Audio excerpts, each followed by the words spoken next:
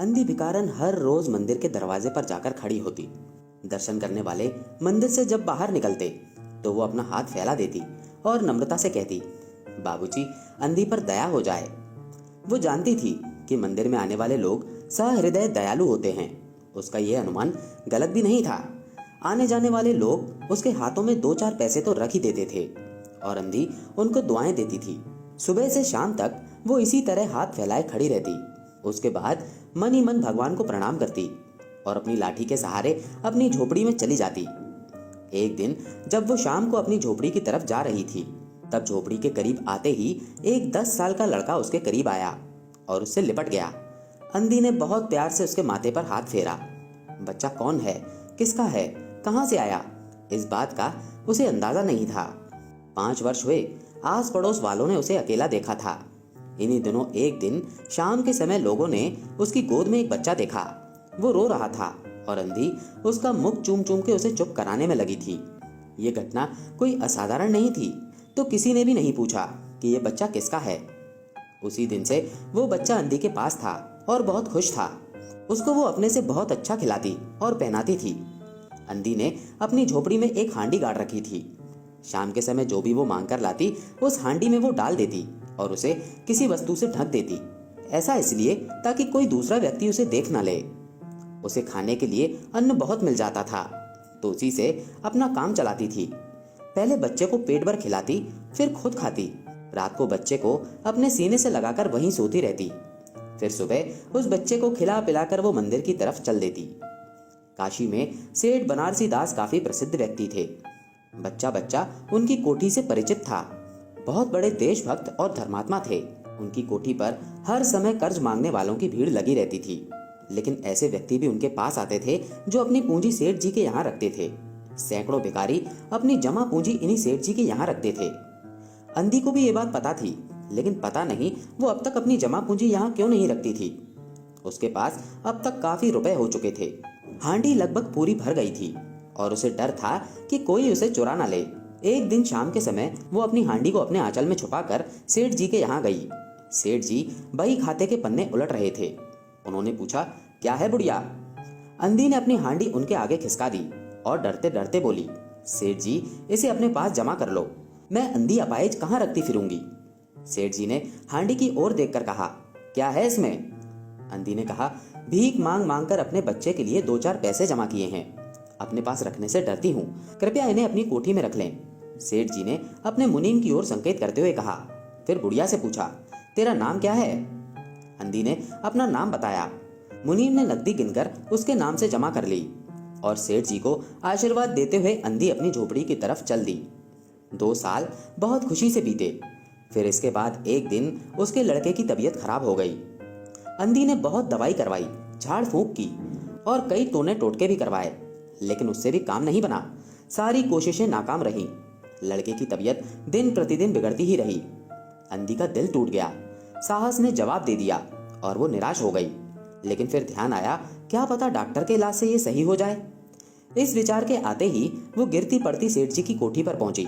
सेठ जी उपस्थित थे। उसने कहा, सेठ जी, मेरी पूंजी में से मुझे 10-5 रुपए मिल जाएं तो बड़ी कृपा हो। मेरा बच्चा मर रहा है सेठ जी, उसे डॉक्टर को दिखाऊंगी। सेठ ने कहा, कैसी जमा पूंजी, कैसे रुपए?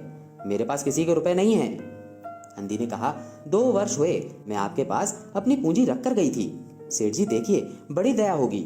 सेठ ने मुनीम की ओर रहस्यमय दृष्टि से देखते हुए कहा, मुनीम जी, जरा देखना तो, इसके नाम से कोई पूंजी जमा है क्या? तेरा नाम क्या है री? अब अंधी की जान में जान आई। पहला उत्तर सुनकर उसे लगा कि सेठ बेईमान है, लेकिन अब सोचने लगी कि हो सकता है उसे ध्यान न रहा हो। ऐसा धर्मात्मा व्यक्ति भला कभी झूठ बोल सकता है क्या? उसने अपना नाम बताया। फिर मुनीम ने पन्ने उलट पलट कर देखा, फिर कहा, नहीं तो इस नाम से तो एक भी पाई जमा नहीं है। अंधी को तो जैसे जोर का झटका लगा। वो वहीं जमकर बैठ गई और रो रो कर कहने लगी, सेठ जी, परमात्मा के नाम पर, धर्म के नाम पर कुछ दे दीजिए सेठ जी, मेरा बच्चा जी जाएगा। मैं जीवन भर आपके गुण गाऊंगी सेठ जी। लेकिन सेठ ने क्रोध में आकर कहा, जाती है या नौकर को बुलाऊं? अंधी लाठी टेक कर खड़ी हो गई और सेठ से बोली, अच्छा भगवान तुम्हें बहुत दे, और अपनी झोपड़ी की ओर चल दी। बच्चे की तबीयत बिगड़ती ही गई। दवा को छुई नहीं तो फायदा कैसे होता? और एक दिन उसकी तबीयत बहुत ज्यादा बिगड़ गई। प्राण के लाले पड़ने लगे। अंधी भी निराश हो गई। उसे सेठ जी पर रह रहकर गुस्सा आने लगा और सोचने लगी कि इतना धनी व्यक्ति है, 2-4 रुपए दे देता तो क्या चला जाता। मैं उससे कोई दान तो नहीं मांग रही थी, अपने ही जमा पैसे लेने गई थी। सेठ जी से उसे घृणा हो गई थी। बैठे बैठे उसे कुछ ध्यान आया और गिरते पड़ते बच्चे को लेकर सेठ जी की कोठी पर पहुंची और उनके दरवाजे पर धरना देकर बैठ गई। बच्चे का शरीर बुखार से तेज गर्म हो रहा था। एक नौकर किसी काम से बाहर आया तो अंधी को बैठा देखकर उसने सेठ जी को सूचना दी। तो सेठ जी ने उससे कहा, उसे भगा दो। फिर नौकर ने अंधी से जाने को कहा, लेकिन वो उस जगह से हिली तक नहीं। मारने का डर भी दिखाया, लेकिन अंधी तो टस से मस नहीं हुई। फिर उसने सेठ जी से अंदर जाकर कहा, वो नहीं टलती। फिर सेठ जी स्वयं बाहर आए और उसे देखते ही पहचान गए और उन्होंने जब उस बच्चे को देखा तो वो बहुत आश्चर्यचकित रह गए, क्योंकि उस बच्चे की शक्ल सूरत उनके बेटे मोहन से बहुत मिलती है। 7 वर्ष हुए मोहन किसी मेले में खो गया था। बहुत ढूंढा पर वो नहीं मिला। फिर उन्हें ध्यान आया कि मोहन की जांघ पर एक लाल रंग का निशान था। अंधी की गोद में बैठे बच्चे की जांघ देखी तो वो निशान अवश्य था, लेकिन पहले से कुछ बड़ा था। उन्हें यकीन हो गया कि वो बच्चा उन्हीं का है। तुरंत उन्होंने उस बच्चे को छीनकर अपने कलेजे से लगा लिया। उसका शरीर बुखार से तप रहा था। नौकर को डॉक्टर लाने के लिए भेजा और स्वयं मकान के अंदर चले गए।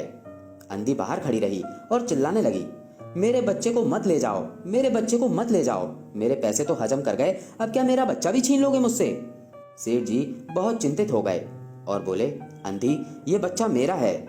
यही एक बच्चा है जो 7 साल पहले कहीं खो गया था। अब मिला है तो अब इसे कहीं नहीं जाने दूंगा। लाख प्रयत्न करके इसकी जान बचा लूंगा। अंधी जोर जोर से हंसने लगी। तुम्हारा बच्चा? लाख प्रयत्न करके भी उसे बचाओगे? मेरा बच्चा होता तो उसे मर जाने देते।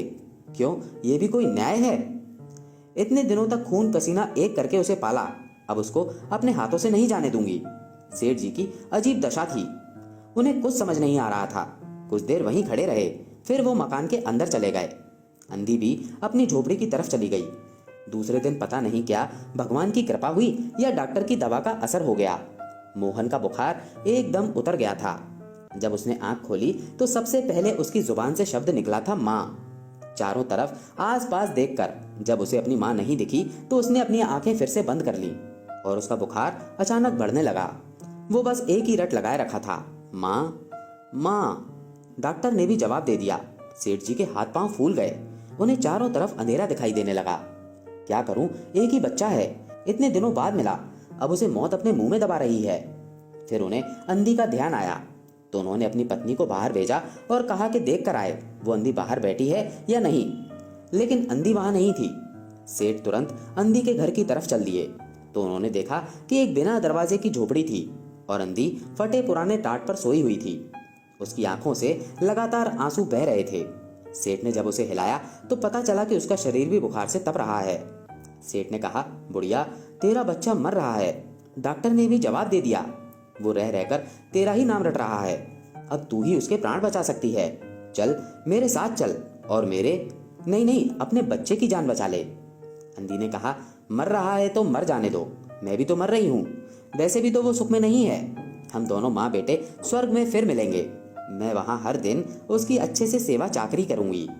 सेठ जी रो दिए। आज तक उन्होंने किसी के सामने सर नहीं झुकाया था और आज उन्होंने अंधी के पांव पकड़ लिए और रो रो कर कहने लगे, ममता की लाज रख लो बुढ़िया, आखिर तुम भी उसकी माँ हो। चलो मेरे साथ, अब वो तुम्हारे जाने से ही बचेगा। ममता शब्द ने अंधी को अंदर से झकझोर दिया। उसने तुरंत कहा, चलो जल्दी चलो। सेठ जी उसे सहारा देकर बाहर लाए और अपनी गाड़ी में बिठाया। उस समय अंधी और सेठ दोनों की एक ही दशा थी। वो चाहते थे वो जल्द से जल्द अपने बच्चे के पास पहुंच जाएं। कोठी आ गई। सेठ ने सहारा देकर अंधी को उतारा और अंदर ले गए।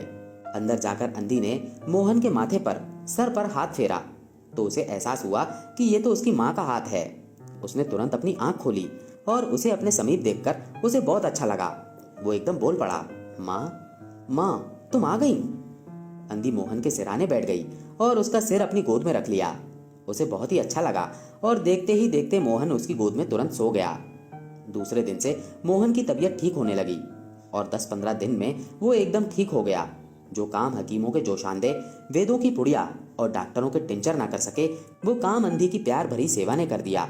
मोहन के पूरी तरह ठीक हो जाने के बाद अंधी ने विदा मांगी।